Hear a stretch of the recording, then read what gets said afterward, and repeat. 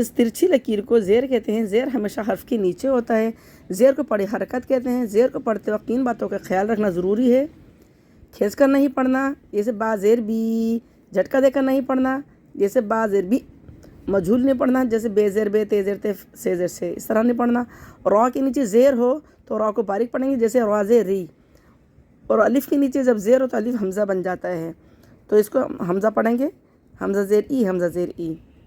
اس کے ہجے با زیر بی، تا زیر تی، سا زیر سی، جیم زیر جی، حا زیر حی، خو زیر خی، دال زیر دی، زال زیر زی، را زیر ری، زا زیر زی، سین زیر سی، شین زیر شی، صاد زیر سی، ضاد زیر ضی، طا زیر طی، ظا زیر ظی، عین زیر عی، غین زیر غی، فا زیر فی، قاف زیر قی، کاف زیر کی، لام زیر لی، میم زیر می، نون زیر نی، واو زیر وی، ہا زیر ہی، حمزہ زیر ای، حمزہ زیر ای، یا زیر ی۔